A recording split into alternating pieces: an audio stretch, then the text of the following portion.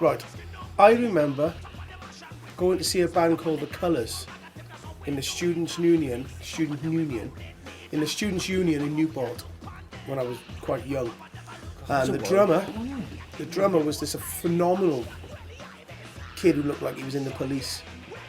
And I just remember watching the drummer and thinking he's phenomenal. And the drummer was Ginge at the time.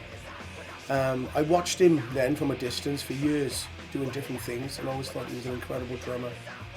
And then these guys were in a band called the Blood Brothers. That's right. Well, it's a long story, isn't it? But we basically, me and Richie and Ginge were jamming. And hang on a minute, the Blood Brothers split up, didn't they? Yeah, the Blood Brothers split up. But you three guys wanted to stay together and write. Yeah, we stuck. Me and Richie and Ginge kind of stuck together, and we carried on writing stuff. And we were just jamming, and we were writing all this like punk stuff, which was great. But somebody said to us, I tell you what, it was me. It was you, was it? Because I was over Mike and because I was trying to sing, and you was trying to sing, right, and it was crap. It was awful. So like somebody said to us, it was him. What you need was a good singer. It was you. That's right. And then because I was was over Mike and Alvin's, right? Then Right. they had like a 4-track recorder, and he said, "Oh, listen to this, man. This is our new stuff. We're doing a rock band here." And Yeah. I heard it, and it was like, you know, kind of rocky stuff, and with your vocals over there. Yeah, I was like, singing on it. I was like, bloody hell, boys, that's really good. That is. That's wicked. Tidy. Who's a singer like? He's really. Oh, that's Benji. That is. And I was like, oh yeah, Benji. I know Benji. Like, yeah, from down Pill. Yeah, wicked. Nice one, boys. And then I went to the boys and said, boys, there's a singer down Pill. Like, you know Benji. we can poach this guy down Pill, like.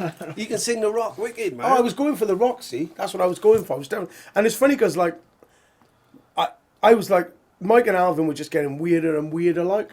And, you know, like, I'd go to their place and they wasn't there, or they was there, and when they was, the curtain would move and the door wouldn't open. Yeah. You know, it just got weirder and weirder. So when Nigel Trug come knocking on my door one night. That's right, it was Nigel. Because you didn't come, you sent Nigel Trug to ask me. That's right, yeah. Because Truggy was, wasn't he doing something with us then? Because he used to do the Blood Brothers, didn't he? He used to manage the Blood Brothers. He managed the Blood Brothers, that's right. That's right, cool. So yeah, well I remember that first jam we had with you, and it was amazing, but you kept on doing all the rocky stuff, wasn't it? Yeah. Which nobody, it was cool, this is great, this is rock, but I remember the first time you dropped that sort of dancehall reggae style vocal, yeah. And all, I think we just literally stopped and went, oh my God. That's what we need, like. That's it. And that's what Ginge said, do that Just stuff, just keep doing the reggae stuff.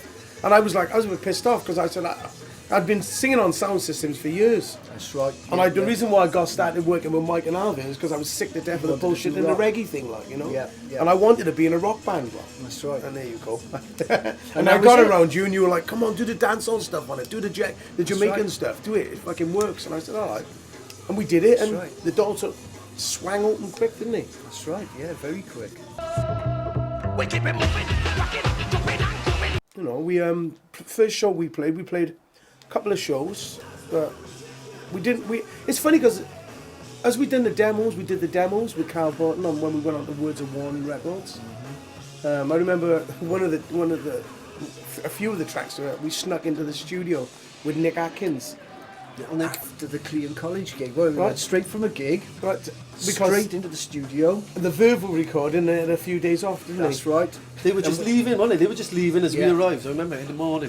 Yeah. I remember. Yeah, we snuck in and recorded all night. Yeah. And wasn't that Respected and all that? Yeah, Respected. We recorded Respected. It was like Funging It in the House and all yeah, that. Nasir. No, Nasir thing was recorded in London. When we went, we done the Stone. What's it called? The Strong Room. Yeah. We done the Strong Room sessions right. with that guy Jeremy Clark or whatever his name was. That's right. When he was Jeremy into- Lazelle? Oh, Jeremy yeah. Lazelle. Yeah, he That's was, right. If you don't own the Masters, the Masters own you. I'll That's never right, forget yeah. that because he owns the Masters. And we ran in and we recorded the stuff and we tried to steal the tapes. That's right. Oh, you guys, you went back to steal Yeah, it. we'd actually got the tapes out. You got as caught, well. didn't we? And they stopped the car. That's right. We stood in front of the Stop car the and car! stopped us. You got We the were tapes! out of the building with the tapes in the car, In the about to back. drive off, and we stood in front of the car, didn't we? Stop the car and said, "You can't take those." I never had much. I didn't want to work. As a kid growing up, I left school and I was like, I don't want to work. And anything I could do not to work, I would. I wanted to sign on. And the jungle wasn't enough, so I just got up to all sorts of skullduggery. selling weed, robbing people. I got this thing together where I could like sort of. Basically, someone would want some weed, and I'd give them like a wrap of like sawdust or something. I just remember my brother when he found out that I was in a band with Benj, because my brother used to be his teacher. Yeah, he was my woodwork teacher. Right? He was a woodwork, and there's a long story to that, but I remember him saying, "God, you're not in a band with that Benji, you? He's blinking nuts, he is. What are you doing in a band with him?" Yeah, I said, "You don't know him, Nick, like I know him. Yeah. He's a nice guy." Yeah, he's by the a top time that gear. came around, I changed. Yeah. But I lived my life like on the streets, hustling, making money the best way I could. I mean, like, if it took fighting or beating people up, that's the way I lived my life.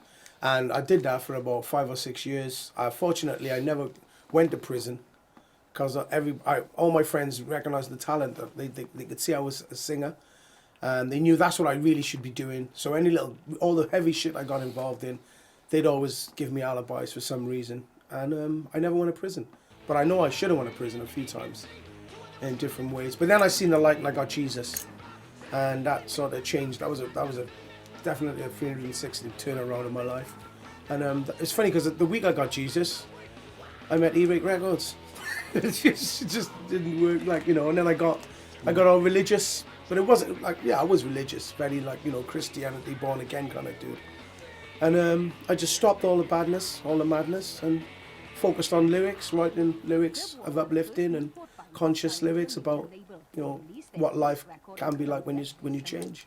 So I had that life-changing thing, but it really helped me. I mean, all the wrong things I did, all the bullshit and all the skullduggery I got up to, I think it sort of set the tone for the band lyrically. You know what I mean? So very spiritual, very spiritual. I had that road to Damascus experience, like that turned my life around. Praise the Lord! Glory to God! And it's funny because Earache being such a dark label at that time, I remember someone wrote Digby, what's it called, saying you're going to sign Cliff Richards next to you because because of the way I was. I remember someone writing that, one of his Swedish devil worshipping bands, I think. But I just felt like you got to be, you got to be light in dark times. You got to be the light in the darkness, and I felt that we were, a band that were writing positive stuff, and like Digby was backing it and loving it, and I mean. It takes all sorts to make the world go round, and it was good for Earache Records that we were on there, and we were all happy to be on Earache.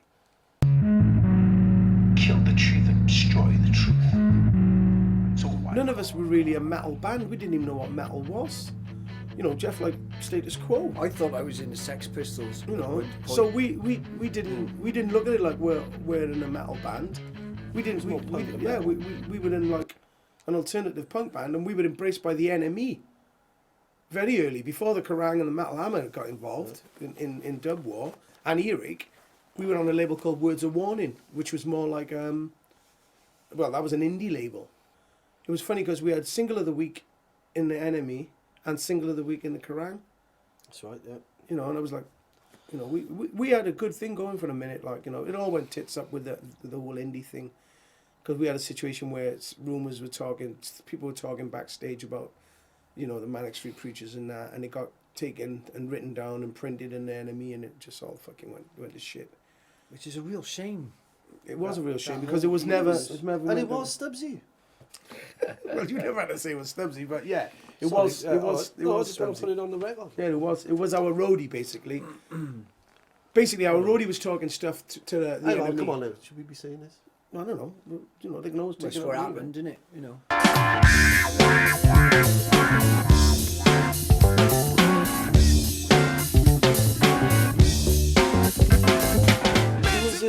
Our agency used to get us all the gigs. Paul Bolton. Paul Bolton. When we first signed the Paul Bolton. Before Paul Bolton, it was Little guy, what's his name? Keto. Robin Cato. Robin Cato. Yeah. Yeah, or something like that. Something like that, yeah. And I remember we went up to Bolton's office, and it was the first time we met him, and I had to go. And I remember getting in the office, and he had a big, like a white rug, like like a sheepskin rug, like a lovely office in London. I was like, oh, this is plush. And we walk in, sit there, and he's like, yeah, I sit with you. I remember thinking, God, this stinks of shit in here. The next smells like dog shit. Oh. I was like, oh, what's that smell like? Someone stepped in shit or something like? He was like, no, I don't know what you mean. And I remember sitting there going like that. And then going, and then I looked at the sheepskin and I was like, oh, and I was like, I think it's me. Oh, sorry, Paul. I think fucking. And he's like, it's all right. Like, I'm my secretary now, and this bird had to come up, and she cleaned it up, and I just felt like terrible. I was like, oh. But he still gave us loads of gigs, didn't he? Yeah, he loved us. Yeah, loads. Yeah.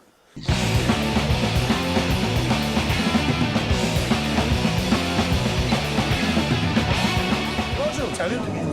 This dub war started in this gym. In this gym.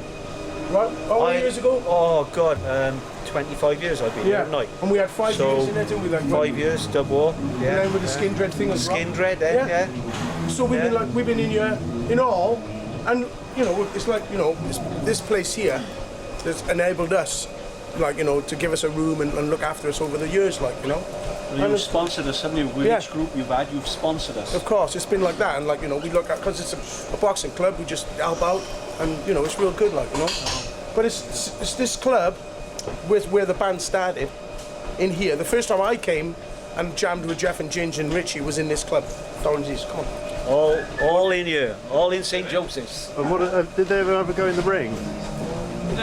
He's always in the ring, always sparring with Benji. Really? Always, yeah. He's a good man. When we first used to come here, it was just black. There was nothing in here at all. It was like there was just when Ginge first, because Ginge was in here like you said 25 years ago. Ginge had this room. He had this where you can hear the music, where it says women's changing room, which is not really a changing room at all. Is that the boxers taking the mic? That's the boxers taking a mic. But this is when he first came down here, this was out of bounds. No one would come down here. There was nothing here at all. But over the years, they used these two rooms as like studios, and the middle, where we are now, is like the changing room for the boxers. It can get weird when you're like walking through and there's people changing and shit, but it's all rock and roll. And this is my little hole. Okay. Yeah, and this is like where I do my thing.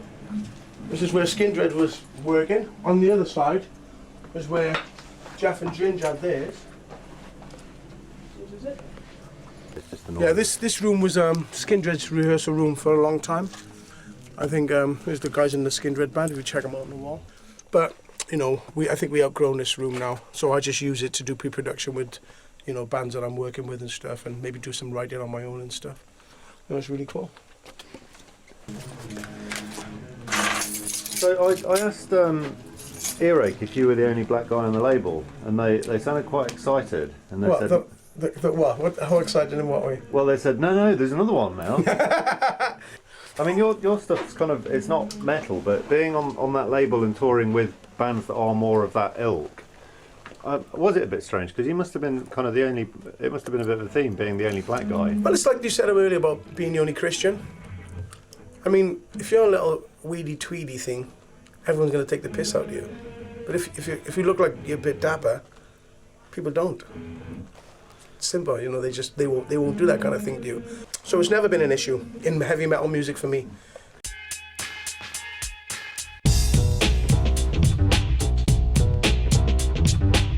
What are we told that sort of influenced us and stuff like as dub war? Well, the whole Max Cavalera thing, wasn't it? Because he became a big fan. The Snot thing, Downset, Biohazard. That's when we started to look at ourselves like we were in a rock band, wasn't it? That's right. Yeah. It was that particular tour. Yeah, but when before we started traveling the world, we definitely thought we were an indie rock band. Yes, I did say that I love. Only you can give me $1 million love. But there was a band called Compulsion and Skunk and Nancy and Dog Eat Dog, who were bands that I think Digby's seen were the next generation of, because he had his hardcore thrash thing going on. But saying that, Earache had this whole fucking dance department as well, which was like aggressive sort of dance music. Yeah. So weird dance. Yeah, weird sort of gabber, I think he called it, or something like that.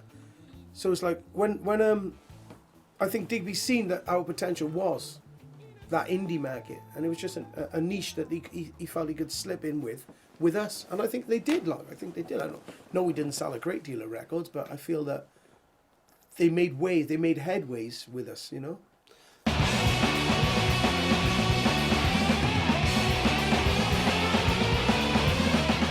You know, I remember, you know, my present girlfriend, now I've been with her for like 17 years. I remember saying to her, like, oh, we got a gig next month, you know, to like, oh, we got 2 gigs the month after that, to like, oh, we got a tour coming up the month after that, to like, oh, we got 2 tours, they're back to back, and we're going to America then as well. And then we're flying off to, like, I just remember how it built from nothing at all, you know, in the beginning, to like, being really busy with it Constantly. and I remember somebody saying, oh, I'm not going to San Francisco to make a video or something. Yeah, it was arguing about it. I don't want to go to San Francisco to make a video. And when you look back and think about, I don't want to go to San Francisco and make a video. If somebody said to me, do you want to go to San Francisco and make a video tomorrow, I'd be like, yeah, all right then.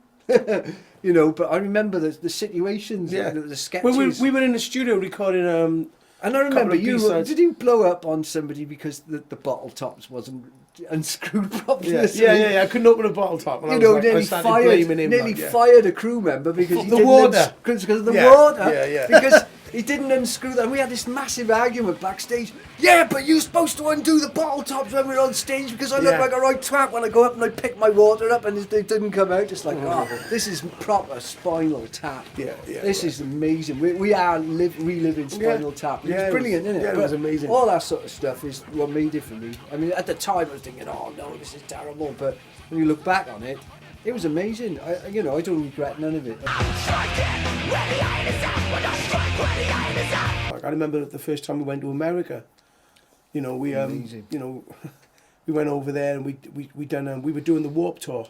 We were in a van. We did it in a van with the gear in the van with us, traveling across America. You know, Unbelievable. We used to leave at like a motel or wherever we was in about like sort of 6-7 in the morning. When we drive like all day practically to get to one of the gigs.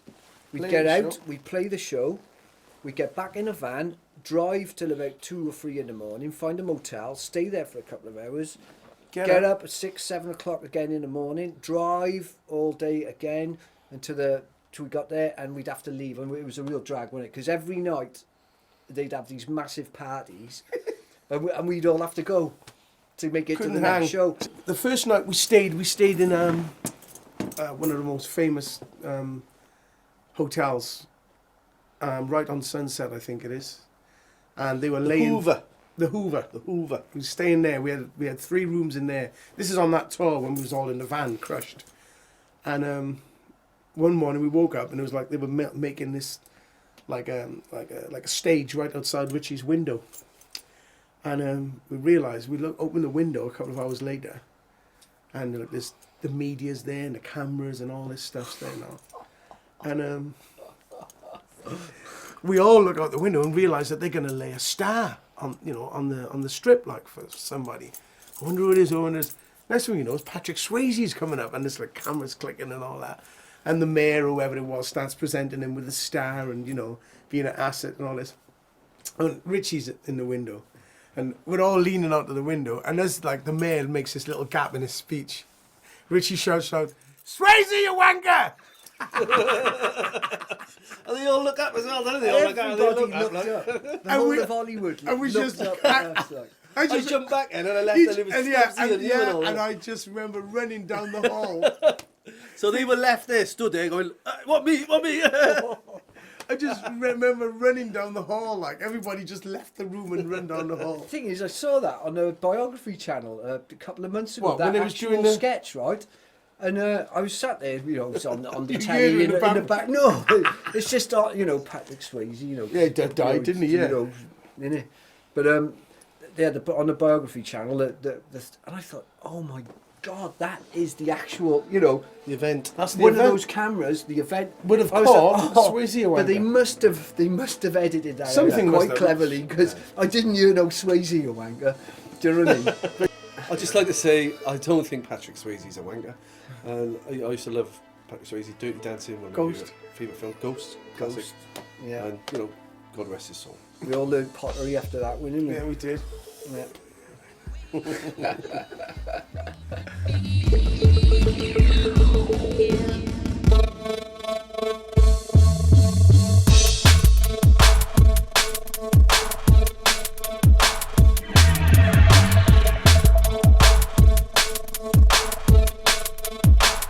After we did that one tour with Dubbo in a van, I did say, didn't I? And I did stick by it, that I would never do it again. Never do that again as long as I live. Because we were sat like this for like 13 hours. We used to stop at a gas And it's station or hot as something. well, wasn't it? Some of the hot places, man. It'd be sick. Oh, I remember the van, remember the the game van we would used to stop to play? fuel up, and the doors would open all around the van, and everyone would run off in different directions just to get away from people for like 2 minutes, wasn't it? Yeah. You know, I reckon the best one though was when you, on that tour bus, where were we going? I don't know, it was like Poland or something. Remember we were on the tour bus and Richie got off about 4 in the morning to have a crap, Yeah. and he forgot to tell the bus driver He was going for the crap. that he was going for a crap, so the bus left. It left. Like I remember in these days there was no mobile phones. No. There was no MySpace No. and all. None of None this of crap. that. So Richie was in a petrol station, In Germany? fuel station in Germany, with a newspaper, a T-shirt, and his shorts on it as well. And you called, I don't even know, who did you call? So what Carl did you Orton? do? Well, like, Well, as soon as I Carl- realised, where's the bus gone? It's like, the bus is gone. I was like, oh, no way, they've gone. Like, you know what I mean? So I'm there now, and like you say, I've got my paper, and I'm like, I've just had a, tom tit, like. And I thought, what can I do? Like you say, no mobile phones. That's right, man. in So those I days. think I had Carl's number, our manager's number, like, and In it's your like, head, like, was it? No, I must have had it written down somewhere. I'm sure I couldn't remember that. Like, I don't know. And actually, I might have phoned like home or something. Phoned my Yeah, girlfriend phoned, up and yeah. said, look, give me Carl's stuck, number. like. Blah blah blah. I'm stranded in Germany. But it was The real bus is quick. coming And with me. you got a lift off of some driver, didn't you? straight away. Well, what happened? Yeah, I phoned Carl up. I said, Carl, I'm stranded in Germany. What do I do? And he's like, what do you want me to do? Like, Because there's no phones, like, there's no mobile phones. You phone the venue if you had a So- problem. Like. yeah, I think he said, well, I'm going to phone, I'll try and get hold of the venue and let them know that you're going to be late and, you know what I mean, try and hitch, or if not, find a train station, get a taxi. So I was like, bloody hell, okay. So I remember the night before, we were having a bit of a drink, Jeff as well, listening to AC/DC, and we had that AC/DC DVD. Yeah. And me and you used to like, AC/DC, loving it like that. So that was still in my head. I was like hungover, and I was like, oh my God. Highway to Hell still going through my head. And I just stuck my thumb out from the service station. As soon as I stuck my thumb out, Someone pulled up. this German mullet head driver pulled up, right? AC/DC playing. So jump in, where you going? I was like, Munich, you know what I mean? Which is like, probably over 100 miles away. Like, you know what I mean? yeah. Oh. I was like, Munich. I said, great, Munich, yeah, that's where I'm going, like, yeah, wicked. Let's go, like. And he was like, yeah, great. He's like, you like AC/DC? I was like, I love AC/DC, yeah. He's like, that's good. With the AC/DC, and next thing you know, I was like following the bus, like, to Munich. When we arrived at the hotel, we didn't even know Richie wasn't on the bus. We got to the hotel. We No, all none got of off, us and knew. Somebody went, "Where's Richie?" We were at I the seen hotel him the out of my next hotel window, getting out of a taxi with his jammers on.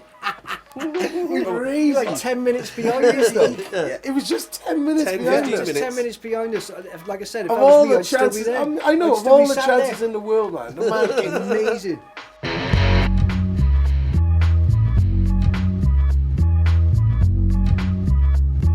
And I'll never forget the day that tour bus turned up. Which one, the little one in Manchester? No, the little one. No, outside Pale when we loaded up the gear, and the first gig was the Dynamo Festival. It's the first day of the tour, like, we're making our way to Eindhoven in Holland to do the Dynamo Festival. So, Oh my God, 50 odd that was people. an amazing bus, Well, man. we left here, didn't we? And we got to this gig about 2 or 3 in the morning. I remember me and you, wasn't it? Me and Ben said it was the Dynamo Festival. Was it 95 or something? No. 95. No, it was something like that. No, it wasn't our late. It was 95 it was. And, Yeah, it was 95. and Ben said, "Oh, let's go and have a walk. Let's go and have a walk around." We got there see about what's 2 in the happening." morning, Yeah, didn't we? It 2, was 3 in pitch the black, morning. right? We got there, and me and Ben found this massive stage with a huge field that just went on forever, And I said to Ben, I said, "Oh, we couldn't be playing here. Which little tent are we in then?" He said there isn't any little tent. This is the only stage in the festival. And this is the one we're going to be on tomorrow. And I was like, oh my God, we hadn't rehearsed for like a couple of weeks. We were straight at first gig, like this massive festival. And we were on at 2 in the afternoon Dynamo. as well. And but again, like it'd been raining all day, and then like 2 minutes or something, 5 minutes before we were due on stage, it stopped raining. And we went out, didn't we? And it was what a gig. It was amazing. Yeah, amazing. But like Biggest audience we've played in front of. 30,000 people, I think, were estimated when we were on. And I was expecting a little tent, at the bottom of somebody's garden, with a couple of hippies in it. But this place was just absolutely. And it was a great day because like we met a lot of bands that day who still are friends with us to this day as well. It was like. That's right, yeah, that's right. Yeah, it was like, I mean, that was the first time Max Cavalera came up to me and said to us. That's right, because I went, who are you? Yeah, that's right. But I didn't know him either. You didn't know. Me and Ben were just walking about. And this guy had with these kids in it. He had two kids in his bus. And he come up and he said, I just want you guys to know, man, I love what you do. I love your band and all that. And I'm like looking at this big tour bus with all these people. And I said, who are you then, mate?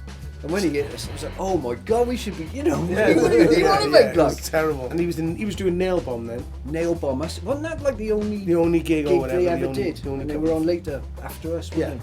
Wasn't the Deftones on before us? Am I right? That was another. That was another one. That's when we toured America when we played with Deftones, Soulfly, and that was the memorial for this kid. Yeah. Deftones, Soulfly, Dub War, and Fa.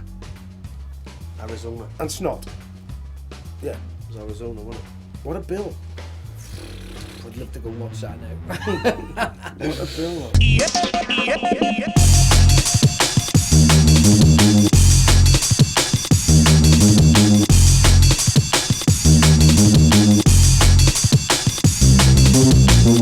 I know how much it costs to make a video, and it's not cheap, and it's not easy at all. And they really did us. They did us real well. We did a video for the punk one. We did the low key sort of. The most low key was Mental.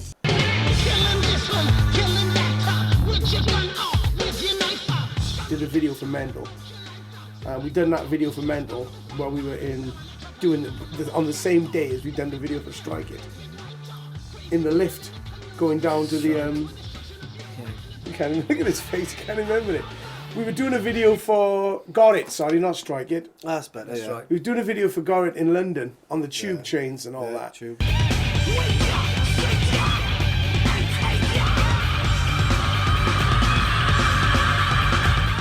God rest his soul, the guy who done the video is dead now. Is he? Yeah, he died. I can't remember, Mark Wells or something like that. Anyway, he did the video. He's dead now. But Earache, halfway through doing the video, he said, "Look, guys, Earache wanted to do another video today, but I can do it real cheap and low budget and just all get in the lift and just sing the song. I'll play it." And he did it. Like took 3 takes, and we did the video like just acting crazy. For what song? For Mental. Have we got that? Is that one of our videos? Yeah. I don't think I've ever seen that. I don't think I've ever seen it. We got a video for Mental. I didn't know there was a video. The same day as we did Strike It. I can vaguely remember it, but we're all in the lift, like I never knew. And he's like against the wall, and you're playing, and Gingy's just said, "Yeah, we did the video." Wow! Can't wait to see that. Is that going to be on the DVD?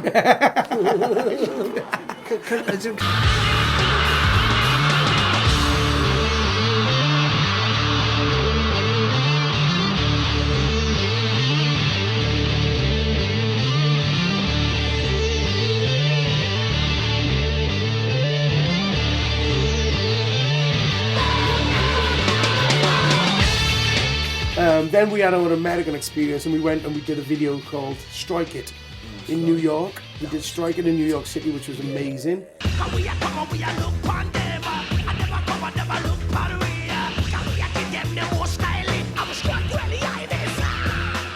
Then we went to San Francisco and we shot a video for a song of ours called Enemy Maker. That's right.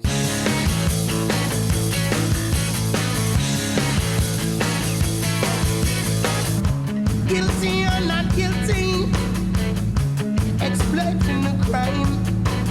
Then we went back to San Francisco with Mike Lizette. what was his name? Lizelle. No, Lizelle. It wasn't Lizelle. Lizario or something like that. Lizario, yeah. Something like that. He had a Mexican name. He was a white dude. Then we went back to do the video for Cry Dignity.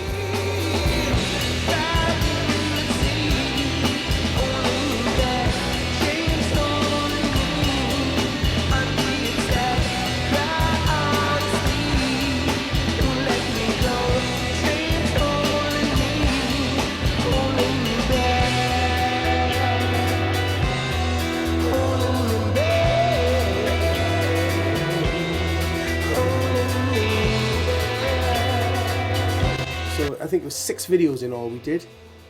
I think the one video cost 75 grand. Yeah, he spent money on it. He fucking, like I said, I disrespect him when I say that You he could didn't buy care. 2 houses for 75 grand in those days. Could have, yeah. You know, You could. It was about they were 30,000 I mean, for a house. I remember looking at the statement for it, like, and you know, he flew us over. We stayed in Mac condition hotels. We had a caravanette, which was like one of them. The big Yeah, tour. I remember that when we drove into the desert. Drove into the Black Rock Desert That to was do the wicked. video, which was amazing. I remember in the desert lying down on the whatever it was, mud, isn't it? It's like a riverbed or something, on a dried up riverbed, and looking up at night and seeing all the stars, man, because there's so many stars you could see. And there's no pollution. in the sky. But there were so many stars. Remember Can I that? just say the concept of is it the Cry Dignity video is we're all Lord each of a the Rings. monk, isn't we? We're different monks, and we all represent the different elements, don't we? Yeah, Like fire, water, wind, fire, yeah. and that's, do you know what I mean? And it's sort of, and we all come together at the end of the video and create a big spark, innit, or Blend like into one lightning, or some or shit and like that's that. that was his vision of Yeah. dub war, all different styles coming together Yeah. and creating, you know, a The oneness, force like, to yeah. be reckoned with. Yeah. Which The is beginning good. of the I next love it. universe. Yeah, Great video. that was cool. Great stuff. I remember on that video though, in that desert, with he had that big Jeep thing, didn't he? Oh, that do you Toyota remember Land that? Cruiser. And I'll never forget this. As long as I've got to be one of the maddest things I've ever done. I said, "Can I have a go in it, mate?" And he went, "Yeah, no problem. You can have a go in it." Switch I the lights off. remember, I floored it. Wicked. Right, I put my foot. This is the desert, right? I floored this Jeep, right? I put my foot hard down, right? Doing it. We must have been doing nearly 100 mile an hour. And I turned the lights off. This is middle of the night, desert, pitch black, and I'm Great. just going like this, pitch dark, 100 mile an hour. I mean, Lights off. that was a buzz, wasn't it? And after Mad. about 2 or 3 minutes of doing that, which probably seemed to go on for hours, I was thinking to myself, are we going to find our way back? You know, remember I turned the light, we put the lights back on, I slowed down, and I turned round, and it's just desert, you know. You could not see it, you know, it gone off. And once again, no curved, yeah. telephones. No phones, no anything. So somebody clicked on the ideas, well, just follow the bloody tyre tracks back, innit? But I was looking around going, how are we going to know our way back? We're never going to find It was our the way same back. desert where they shot Independence Day. That's it, yeah, Independence Day. So Yeah. there we go. And that was a good. That was but an amazing I had, sketch, when man. I was in London doing the intro, because you guys had to go off and do something else, but I was doing the intro on my own with this Stephen Wells. His name was the director. He died. He used to write for the NME as well. I was in London on some common doing the beginning of the video. Remember, I'm lying down. There's like a dream sequence. Yeah. So I'm lying down like that, and he had to take off and go and do something. He had to go and pay for the car meet. It was only me and him. Is this the... Yeah, so I'm lying there now, and like I got the camera, and he says, "Oh look, I got to run and put some money in the car meter. I'll be back now." So he ran off, and I was there now, and I'm stood there, and I'm holding the camera, and all of a sudden I'm like this, and I'm going, "Oh my God, this guy's walking up towards me," and I realise it's Bill Oddie, like. And From the Goodies. Yeah, from the Goodies. And I'm like, wow, it's Bill Oddie. And I'm so excited Bill Oddie's coming up to me. And the first thing he says, have you got a permit to have that camera? And I'm like, why are you being so grumpy for? I'm looking at Bill Oddie saying, well, it's Bill Oddie, man. You're the funny one in the Goodies, like, you know. And he said, I don't care about, I just want to know, do you have a permit for that camera? I said, I don't know what you're talking about. I do not what? You're speaking Japanese. I don't understand you. You need a permit. I said, it doesn't help. You can say it all you want, mate. I don't know what you're talking about. I'm just doing a video, and this guy's popped off, and I'm holding the camera for him. And he's like, he's getting all heated, and he just realised that he was just talking to someone who was thick as shit, and he didn't know what the hell he was talking about. And as he turned around, I said, hey, man, anyway, you're a baddie. I thought you was a goodie.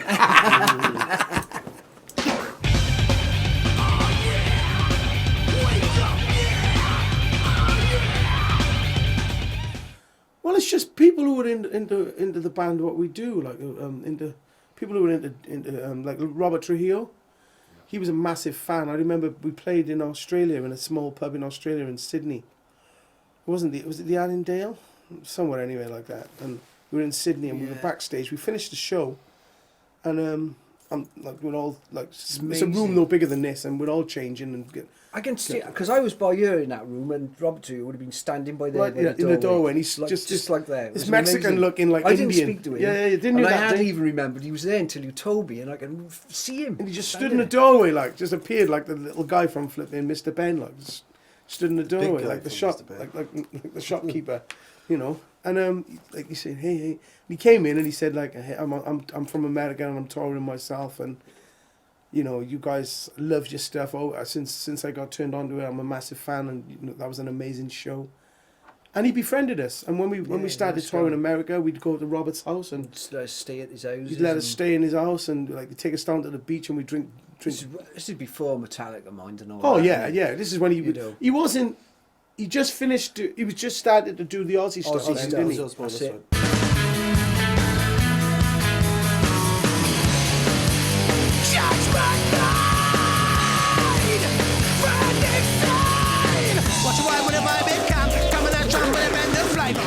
One of the biggest things I've ever happened to me, one of the biggest, oh my God, I don't believe it. I was with Skindred, and we were playing a festival in Essex, and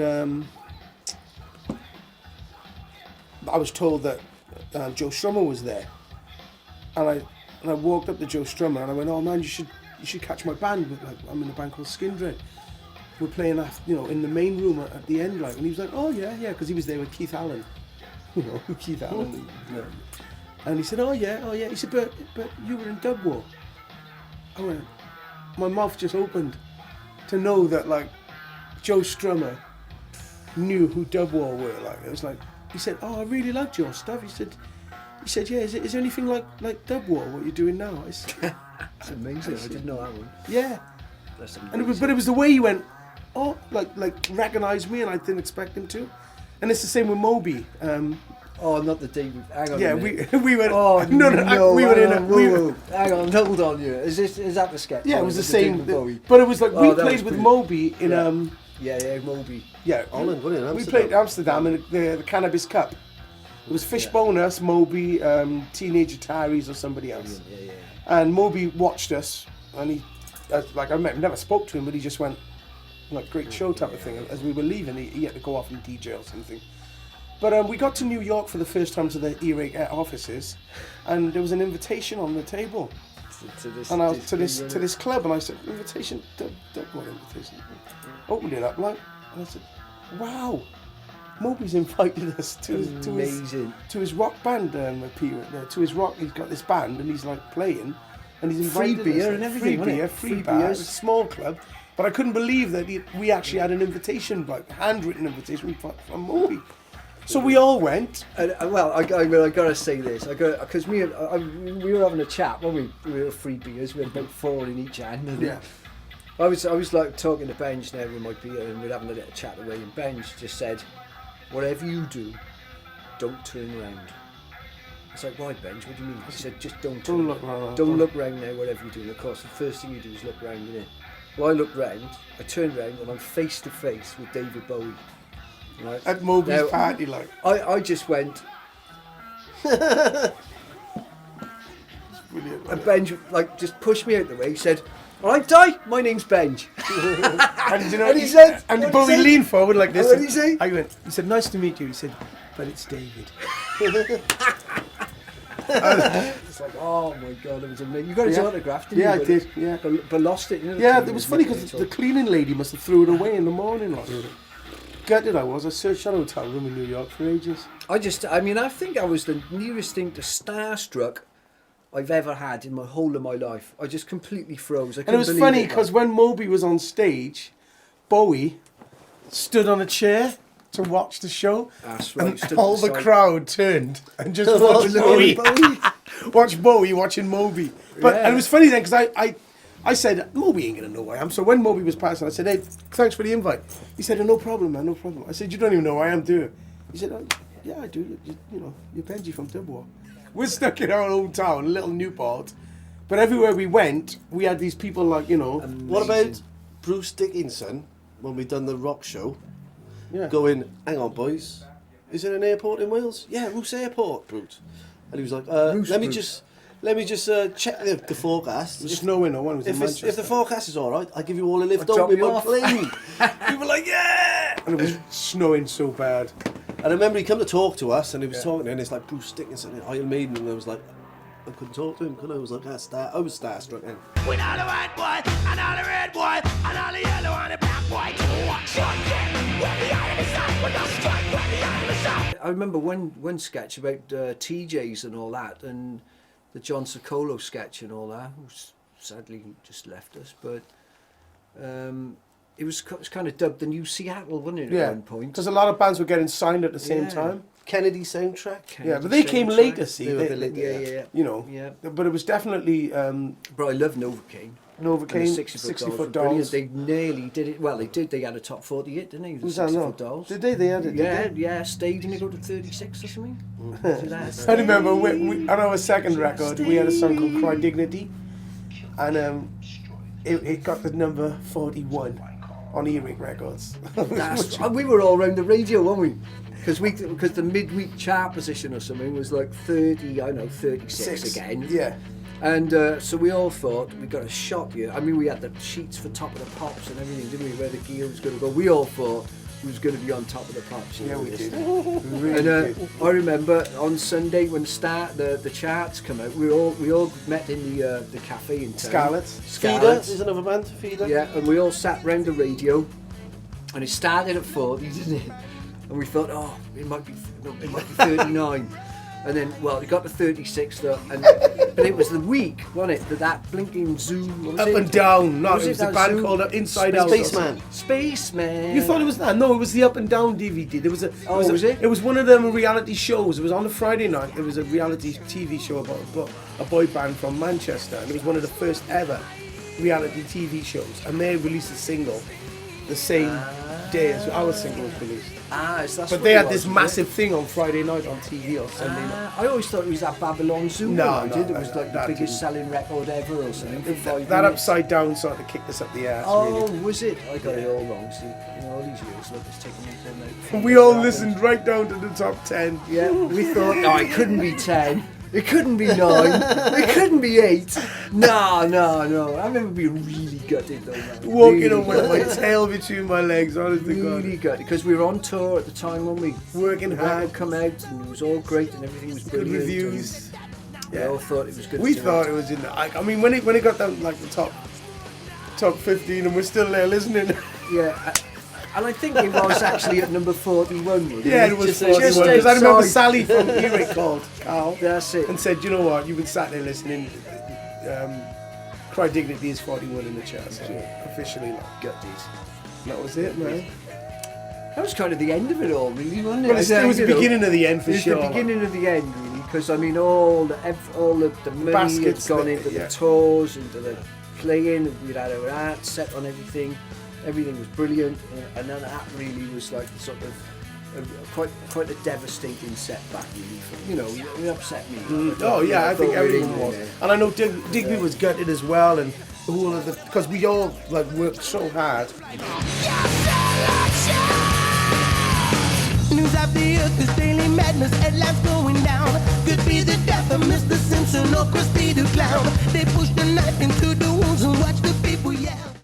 It was a new generation for Earache Records, and they had us, that weird Johnny Velvet dude, or who he was, the DJ guy, remember? Johnny Violent. Johnny Violent. It was Johnny Violent, Jana Stack, Misery Loves Company. Misery Loves Company, and there was another band, Polkas. Polkas. And we were on the same bus as Jana Stack, that was Gisbert, and we travelled around Europe. Some of the shows were brilliant, and other shows were like pretty sparse, but it was a good tour.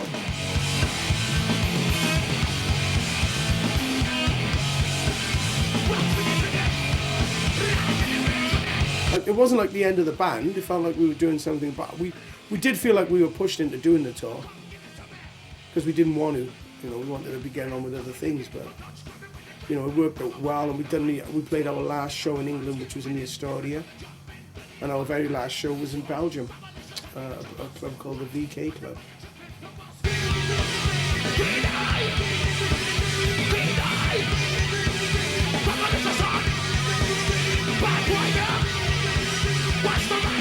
I'd like to like sort of wrap it up with saying like the band sort of come to a stage where it was like the relationships with Earache and ourselves had broken down, and it was like it was all to do with money and budgets and stuff like that. Whereas on the first record, it was like, who do you want to work with? What do you want to do? And the second record. But after we spoke about the Cry Dignity falling short and not getting in the charts, it came to recording the third album. And I think Earache had hit upon a hard time, you know, they'd lost a lot of their backing and stuff, and it went to the point where we weren't going to get half as much, or we were going to get hardly nothing to record the album, and it was all on everything was just so budgeted. But we signed a deal with our MCA, and MCA then reneged on the deal when they were supposed to give us an advance. And that sort of really knocked the wind out of the band's sails. And people just had to go back to work. People had to get jobs, and you can't serve two masters. And people had to make decisions in their life, and you know, I know Jeff and Ginge opted to like sort of get on with their life and leave the band. Well, I just got a mortgage, you know what I mean? It's like, and you got your mortgage on the strength of the MCA deal. That's right, yeah. You know. So, you know, it all ended and I was left with a mortgage. Yeah. You know. And it's like, with me, I just like, because like I said, I swore, if it ain't music, it's music for me. So I was doing a couple of projects, and I was doing the stuff with Robert Trujillo, because we ended up getting a band together called Mass Mental, and we done a tour, we just done a few shows around Los Angeles, and we went to Japan to tour as well, which was good fun. So I did that, and I done the Soulfly thing, and then I wanted to get another band together, a British-based band, because even though I was asked to make a band with Snot, with the guys from Snot, my kids were real young, and I just didn't want to be that far away from home for that amount of time, because I know how long it takes to get a band off the ground. And I started working with Max Cavalera. I recorded the Soulfly stuff, and I was making my, you know, I did that, and I was in the studio with Robert, and Max came over to tour, and he played the Dynamo Festival, and I was at the Dynamo Festival doing my part on the Soulfly album that I did in the studio, a song called Prejudice. And the guy from Alex, I think his name is Alex, someone from Earache anyway, said, oh, we got the letter off Jeff and Ginge. And I was like, what letter? Yeah, just a letter of them resigning from the band. And what? What'd you say, bro? Yeah, Jeff and Ginge have left the band. Yeah, they've left. We got the letter this morning. So that was the first time I knew that they'd left the band. Like, I thought the band was still running. Like. So I was as surprised as Digby was, you know. And Richie didn't know at all. I didn't. I thought I was the last man standing, I think. I think he turned up in rehearsal on the Wednesday. I was like, yeah, what's going on? No, but this is my version of it was like, I know you and Ginge were doing like some... The Tribal Clash sort of stuff. That's right. God, I forgot. You were off gallivanting around America with all your rock star mates. And I was like, hang on a minute, we're supposed to be writing the third album or blah, blah, blah. You know, and they're off wasting their artistic abilities on everyone else when they should be channeling the one force, right? That's what I thought, right? And then, like you say, it all sort of fell apart, and then I thought, bugger this, I moved up to London. So if I remember right, that was it then, wasn't it? And then... And we all remained friends, you know, for, you know, Jeff and Ginge had a project together, and they went to college and studied together, and then, like, you know, they became top worldwide producers, and they still are to this day. Richie's, what are you doing? Me, I'm still playing music. Play with two bands at the moment. Bad Samaritan. Bad Samaritans. Which is good. I actually appeared on one of your songs, didn't I? He does. There's a song called vocalist. Yeah. Good. And your brother. And my brother Herbie. Yeah. Irbias Dar es Salaam, he's on there as well. The one who wrote Respected. I've got a ska band called the Mighty Cosmics as well. which is that's like kind of part time. Yeah, so we're all. It's good to know that. Well, we were all I feel very fortunate indeed that I'm still making just about chiseling a living out of music. Yeah. You know, very fortunate at the moment. You know, the way things have gone over the years. So, I mean, the whole, I remember when I first got in a band ever, the whole point of it was to avoid working for a living, really. That's what I didn't want to do. And all I wanted to do was be in a band. And fortunately, I've just about managed to keep that going for all these years. So I feel very fortunate, really, Yeah. To have been involved in, the Dub War thing, the skindred thing. Brilliant, and what I'm doing now is great fun as well. So very lucky, really, to have kept up a musical career, I suppose. And Ben's, of course, is doing amazingly well. I am. And me and Richie are doing some stuff together as well, aren't we? We are carrying on working together, yeah. We're still working together to this day. Well, so's me and Ben's, really, Yeah, because yeah. we're doing a bit of production on a few Yeah, bands. I've just produced my first album with a band called Revoker. We've got a lot of label interest at the moment and stuff, so Yeah. we're quite excited. Watch this space. So it's bright. It's bright. We're basically passing on our pearls of wisdom to those younger generations. The same old things that come with each and every day. That world of fast and useless slander. I often wondered if we would have had a manager with some clout, if the story would have been different. No, I'm not regretting anything that we did with Carl, but I just think he was young and naive. Same with all of us. And if we would have had a manager with some balls who could actually take Dub War to the fight, in the same way as like bands like Skunk and Nancy had, I think it would have been a different story.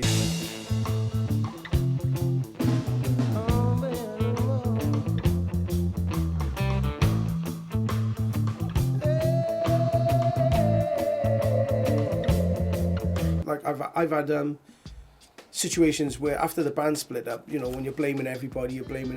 But for me personally, looking back, now I realise how good we had it on Earache Records, and for a long, and the amount of money that they spent on the band. It's like, and I've said to Digby, like, drunk and sober, sorry again and again, because it's only now looking back and seeing and going through other bullshit with labels to see how good they treated us, and that's right. You know what I mean? They did treat us really well, like, and for a long time too, like, I mean, the band was together for 5 years, and for 3 of them years, we had it really, really good. We did.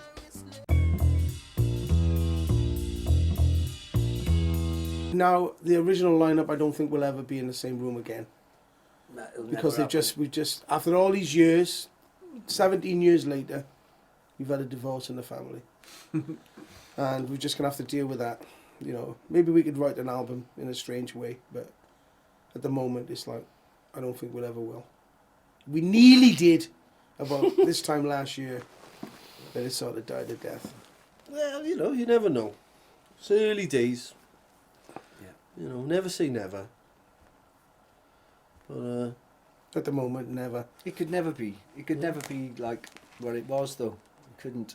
We know too much. yeah. We didn't know anything. That's why it was good.